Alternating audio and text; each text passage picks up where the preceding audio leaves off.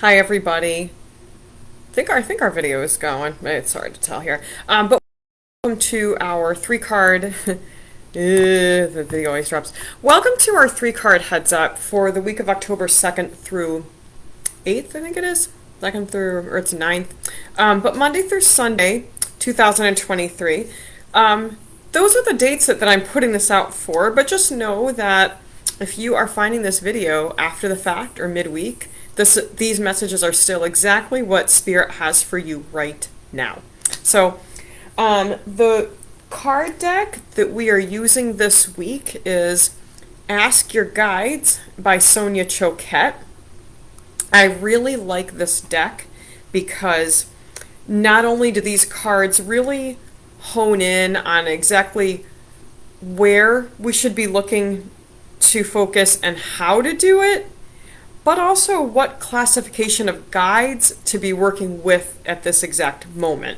So, without any further ado, let's take a look at card number 1. So notice where you're drawn. Just observe what you think, feel, see, even smell when I show you card number 1.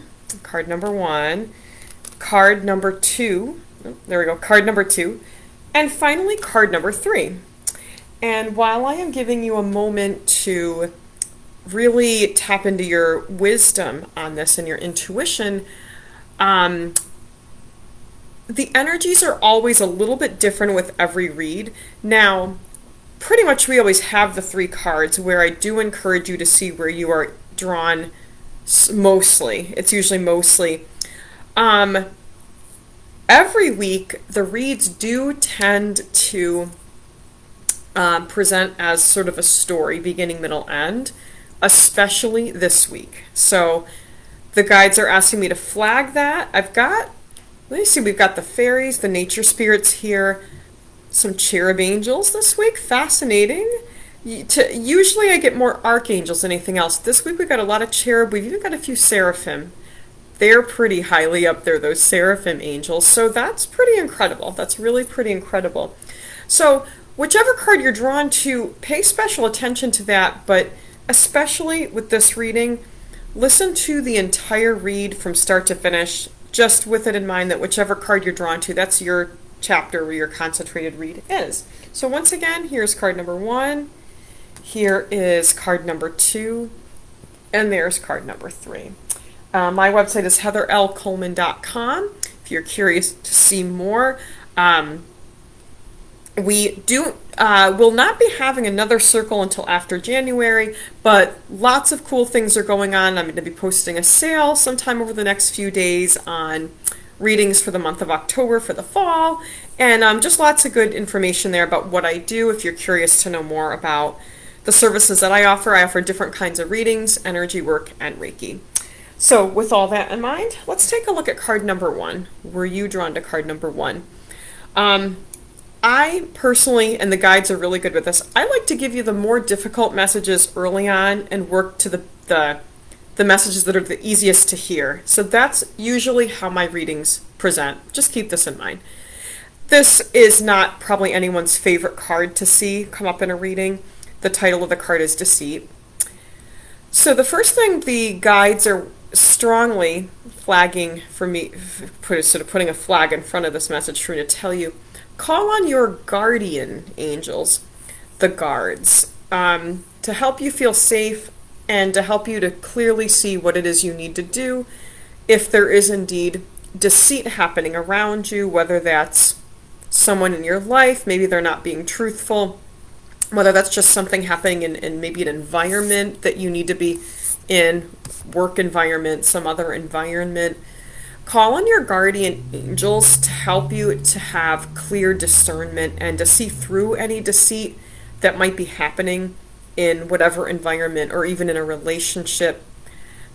The best way to detect deceit in a personal relationship is just notice when something feels off.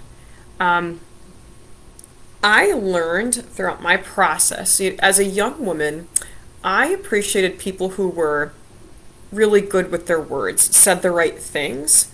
Now, sometimes you get people that are completely open and transparent and say the right things, but not always. what I have learned over the years, and other people that I've spoken with have learned, actually, I'll keep the card up. Sometimes the people who maybe say things that are a little, that seem off color or seem too blunt, those are the people that you're safe around, even if sometimes their words make you a little uncomfortable. But the reason some of the people who don't seem to have a filter, who say things that some people say, oh, you shouldn't say that. Thing is, many of that type of person are not deceitful. They don't lie, they don't try to hide things. Some of these people, perhaps we could say, would do well to learn a little tact or a little thought on how to say things, but they don't lie. Keep this in mind.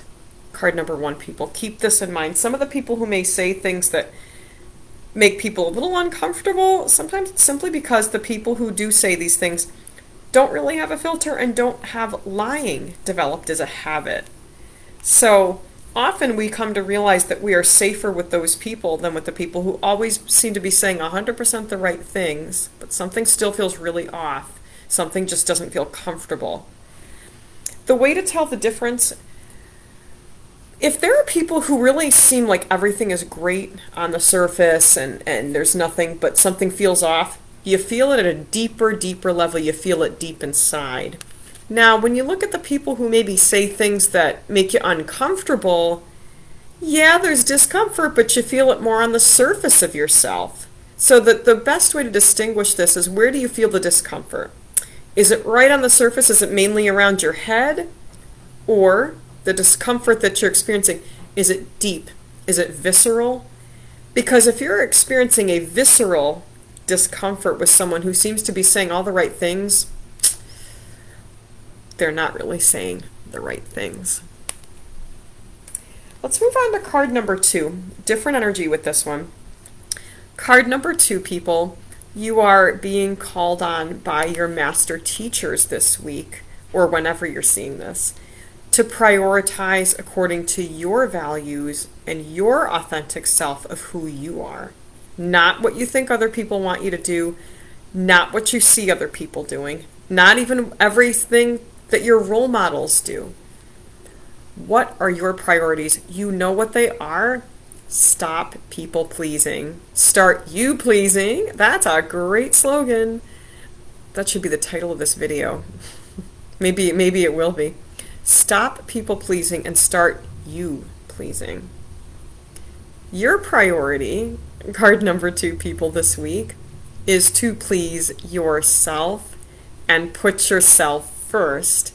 That is your priority. Make it a priority.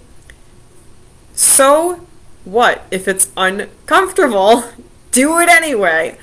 No one else is going to do it, and this is what people forget, especially very giving, kind-hearted people.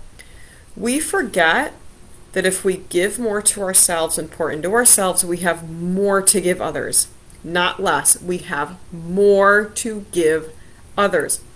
Prioritizing yourself is not selfish. It is the highest form of self-love, and when you can increase your self-love, you have tenfold more love to give out to everyone else. So do it, do it, do it. What are you waiting for? Stop making excuses. Do it. That was powerful. Okay. All right, card number 3. Love this card. Victory. When I drew this card, what was very interesting to me is a song began to play in my head. The title of the song is Warrior by Patti Smith. I want to say the song came out late 80s, early 90s. There's a line, the song goes something like, beaten at the walls of heartache, I am the warrior. So the idea is that